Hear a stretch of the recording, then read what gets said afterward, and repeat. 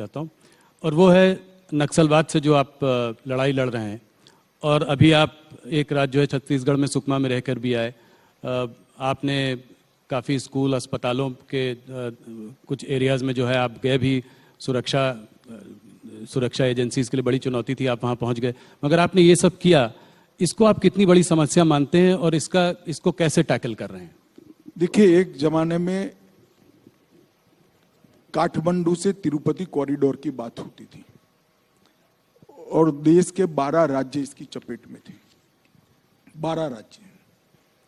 आज घटते घटते घटते घटते छत्तीसगढ़, महाराष्ट्र के 1-2 जिले, मध्य प्रदेश का 1 जिला, तेलंगाना, आंध्र प्रदेश के 1-1 जिले और उड़ीसा संपूर्ण मुक्त हो गए। बिहार और झारखंड भी संपूर्ण मुक्त हो गए, बंगाल मुक्त हो गए, मध्य प्रदेश मुक्त हो गए। और ये 10 साल के अंदर, मोदी जी के प्रधानमंत्री बनने के बाद 9 साल के अंदर हर प्रकार की वामपंथी उग्रवाद की हिंसा में एवरेज 76% की कटौती हुई। इनकी कैडर को पूरी तरह सख्ती से हम निपटे हैं और इसके साथ जो मेन स्ट्रीम में आना चाहते हैं उनको मेन स्ट्रीम में आने की भी व्यवस्था। मैं मानता हूं कि बहुत कम समय के बाद ये देश, हम ऐसा सोच सकेंगे, ऐसा सुन सकेंगे, ऐसा देख सकेंगे कि देश वामपंथी उग्रवाद से संपूर्ण रूप से मुक्त हो चुका है। अमित जी, एक सवाल और। आज अगर आप विश्व भर में देखें तो ज़्यादातर देश में अर्थव्यवस्था चरमराई हुई है। सारे बड़े बड़े देश जो है उनकी इकॉनमी जो है आज एक कठिन संघर्ष से गुजर रही है। आज इंडिया एक ब्राइट स्पॉट है जिसकी की इकॉनमी फिर भी संभली हुई है और अच्छा कर रही है। मगर इसका एक दूसरा पहलू है जो कि ऑपोजिशन सरकार को टारगेट करता है, वो है महंगाई और बेरोजगारी का मुद्दा। ये मुद्दा बार बार आता है। महंगाई बढ़ी है और काफी बढ़ी है इधर, तो आप इसको कैसे देखते हैं? देखिए, महंगाई को भी कोरोना के कठिन कालखंड के बाद विश्व के परिप्रेक्ष्य में देखें तो भारत की स्थिति England, Germany, France, even America, ये सबसे बहुत अच्छी स्थिति है। और मैं इतना कह सकता हूं कि खाने पीने की चीजों पर मोदी जी ने महंगाई को नहीं बढ़ने दिया है। मगर आज विश्व का अर्थतंत्र एक दूसरे के साथ इस प्रकार से जुड़ा है कि विश्व के अर्थतंत्र के अंदर जो बदलाव होते हैं, इससे कोई भी देश अछूता नहीं रह सकता।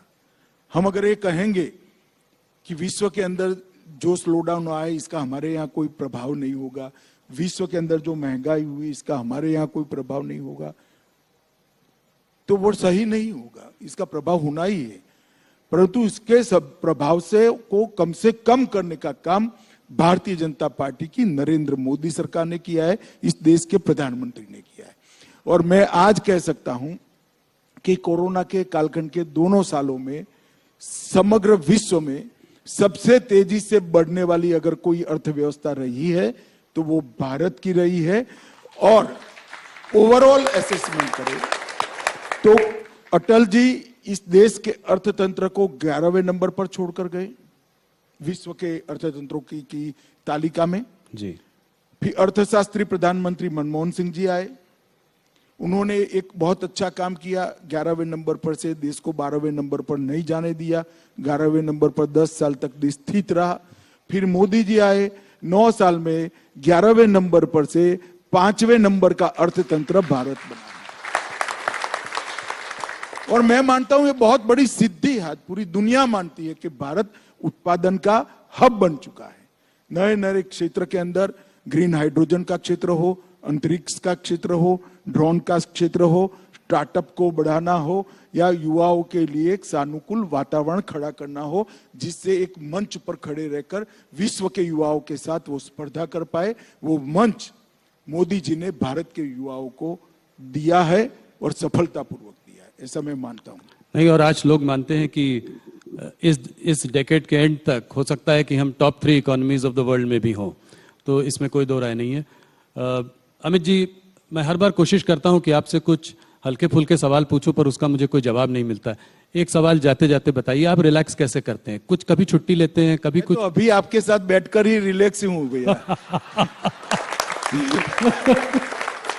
देखो भाई, मन में जो है वो करते रहो, अपने लक्ष्य के अनुरूप करते रहो, अपनी मान्यता के अनुरूप करते रहो, कभी थकान नहीं लगेगी। अपने मन से विपरीत करोगे, अपनी आइडियोलॉजी से विपरीत करोगे, अपनी मान्यता से विपरीत करोगे तो थकोगे। अगर कोई कॉम्प्रोमाइज करे बगैर अपनी मान्यता के अनुसार काम करते रहोगे तो थकान कभी नहीं लगेगी, और इसीलिए मुझे कभी नहीं लगती। मुझे पता है कि मुझे जवाब मिलेगा नहीं, पर मैंने फिर भी कोशिश की। अमित जी, आपका बहुत बहुत धन्यवाद। आप राइजिंग इंडिया में आए, आपने हमारे सारे सवालों का बहुत लंबे समय तक जवाब दिया, हमसे जुड़े, बहुत बहुत धन्यवाद। Ladies and gentleman, please give him a big hand. आपका भी बहुत बहुत धन्यवाद, क्योंकि राहुल जी वाली भ्रांति को क्लियर करने का आपने मुझे मौका दिया। बहुत बहुत धन्यवाद। धन्यवाद। Ladies and gentlemen, big round of applause for Amit Shah ji, please. Amit Shah ji, आपसे, मंत्री जी, आपसे अनुरोध है, एक सेकंड रुक जाइए। Rahul ji, I am going to request you to please present a memento on behalf of all of us here at News 18 Rising India.